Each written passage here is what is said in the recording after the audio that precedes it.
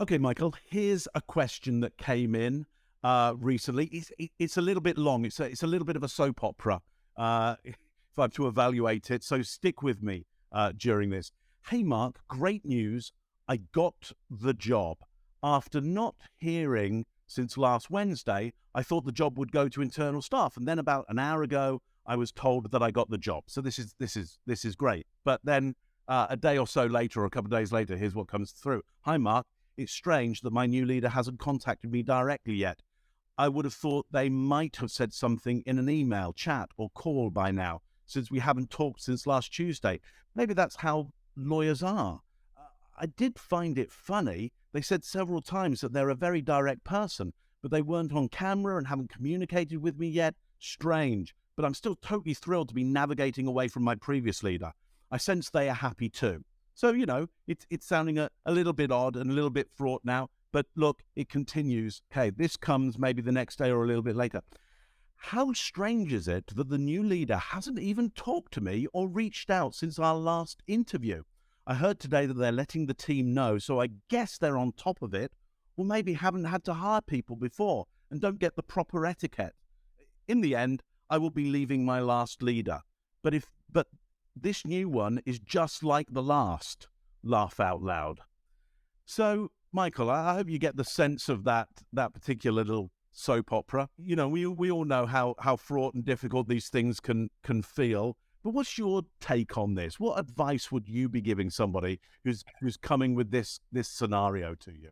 It's really hard because at one point in my career, I would have said, hey, you can judge the firm by the recruiting.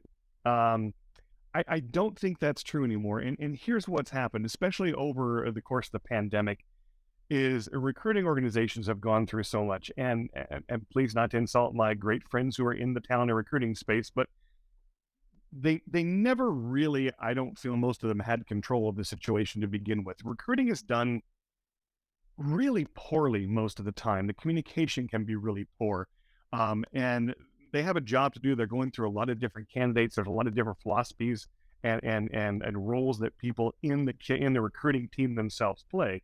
And so first thing I would do is I would tend to hold my judgment back a little bit and say, okay, I'm not quite sure what's going on. Now, if there's something that's been promised to me and I don't get it, then I'm going to say, okay, I'll follow up on that and reach out and say, and I'll give them the benefit of the doubt. Did you have the right email? Wanted to make sure maybe I missed it. That's perfectly okay. I think what could be dangerous for this person here is that they appear to have a small basket of shoulds around recruiting. They should do this. The boss should say that. They should approach it this way. When they say they're direct, that means they should do this. Anytime I hear myself using the word should, it's a little bit of a light that goes off for me. It says, okay, what assumptions am I making here? And is it fair to make those assumptions? So in this case, and you just happen to mention it sounds like it's a law firm or a group of attorneys they're working with. The attorneys that I worked with can be all over the map with demands that kind of fluctuate all over the place. And some of them, while they're really good in a courtroom or in a brief, are not that good in the one-to-one communication or understanding what people's expectations are. In fact, they often work from their own set of expectations. So I think that what this person needs to do is look at where are they falling short on my shoulds and where are they falling short on things they actually said they would do. And if it's happening really over here, personally, I wouldn't worry a whole lot about it just yet. If it's happening over here, that's what I'd be following up on initially. So these are the thoughts that first come to mind, but I know that you've been looking at this question since it was sent to you. What else do you think might be happening here or might be an approach to take? My blunt question in this is, how is this new relationship already feeling like an old one that you were trying to get away from?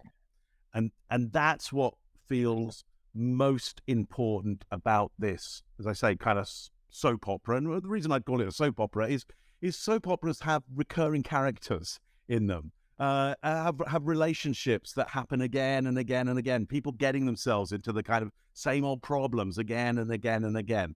And look, I have no problems with people's behavior. There's no bad behavior, just results that you wanted or didn't want. But the reason in this case that we were working together to help this person get that new role, which was achieved and achieved really fast, as we would. The reason is because we want to be out of that old relationship and we want to open up new relationships which are more advantageous, healthier, just more fun. Everybody gets a better deal out of it. The world's a better place. And this one worries me that it's a cycle of behavior.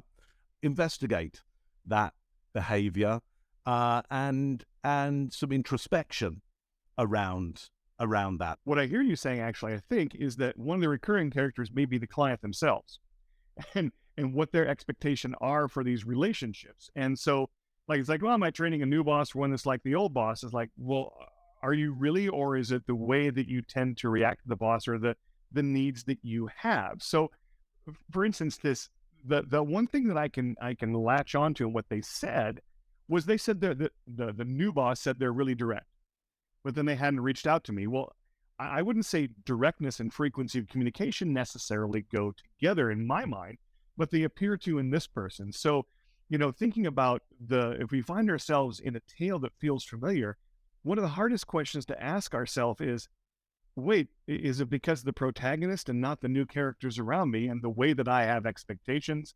Because it sounds like, to me, this person may be holding their new boss to a level of expectations, again, kind of those shoulds, that have never really been made clear. And so one of the things I would start to do if I were them is then to start to make your expectations clear to see if they're going to be met. And also B, think about, well, which of these expectations really matter the most to me? Look, if this is useful for you or interesting for you, you like this conversation, let us know down below. But most of all, if you've got a thought, a comment, a question, a burning issue that you'd like our answers on, our thoughts on, stick those down below. Or if it's a little bit sensitive, just DM it to us and we can tackle it there. Good to see you all.